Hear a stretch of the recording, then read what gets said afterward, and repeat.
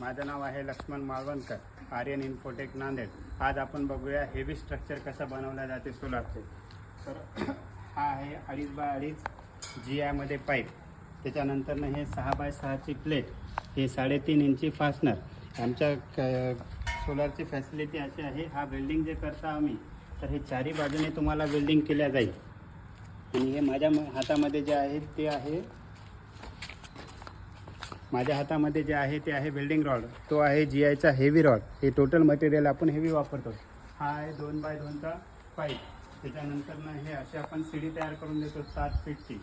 हे 2 bye 1चे GIचे pipe, हे RAM आपल्याला चालण्यासाठी.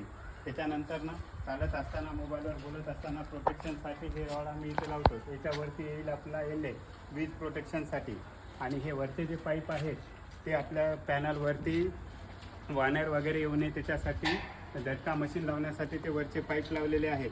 आणि त्याच्यानंतर जेव्हा आम्ही हे पूर्ण वेल्डिंग करतो, वेल्डिंग केल्यानंतर त्याच्या प्रोटेक्शनसाठी हे सिल्वर कलर आम्ही त्यांना लावतो, जेणेकरून आपला पाईप हा गंजला नाही पाहिजे.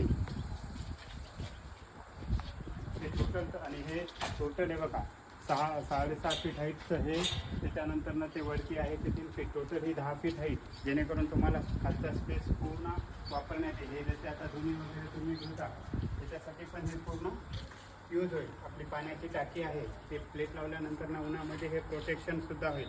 हेवी काम करायचं असेल तर आजच आर्यन इन्फोटेकला कॉन्टॅक्ट करा. पैसे जे जास्त असतात तशी क्वालिटी पण असते, आणि त्याच्यामुळे काम करण्यासाठी टाईम लागतो. धन्यवाद.